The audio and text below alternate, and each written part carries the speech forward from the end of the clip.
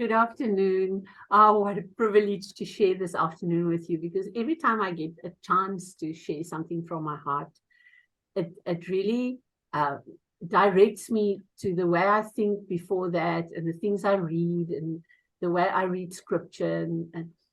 And then it's always so enriching for myself. So by the time I get to sit here, I'm just so full of things that I would love to share with you.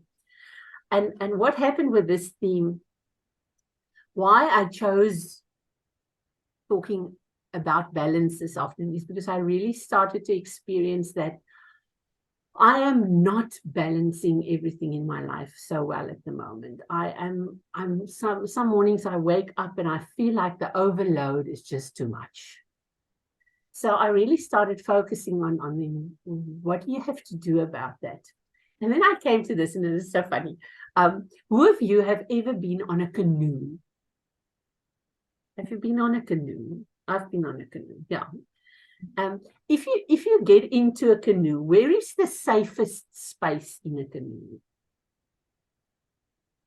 If you are standing up or if you are sitting down? Sitting down. If you are in the front or in the back or in the middle? In the middle. In the middle. So there are certain spaces or places where it is easier for you to go on your journey, because you do not have to try to balance as much. And with boating and with water and ships, there's this thing about displacement of water. So if you're just on top of the water and the water is like smooth sailing, it's fine. But the moment the waves become the water becomes a little disturbed, the deeper you can sit in your canoe, the more water the canoe can displace, the more stability there is. But what makes a boat sink? When does a boat sink? When there's water inside, or when there are too much water inside?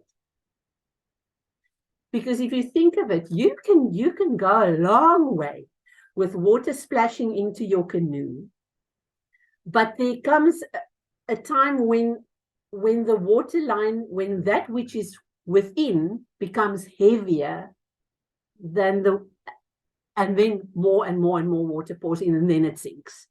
So it's not about having no water in your canoe. It's not about having no weight inside. And that is the amazing thing that I realized, that was, if you want to keep balance, you need weight inside. So that's the one thing I want to share with you this afternoon. I'm going to come back to that. But the second thing about balance was that Simon Sinek said something interesting that I listened to. He said that everybody is looking for this balance between work and life, or work and family, and you're trying to balance and you are seeking balance, as if balance is something that can be attained. And as I said, if it's smooth sailing, then it might be probable that you can find balance. But because the environment around us changes the whole time, if you seek balance as a noun in your life, it's something that you will never be able to attain. Because if balance is this, it's not attainable. But should we change the noun into a working word? What is that, Harry? Not a working word? Verb. A verb, sorry. If we can change our concept, our perception of balance, into a verb of not seeking balance, but seeking the art and the skill of balancing, it might change something and makes it feel more attainable.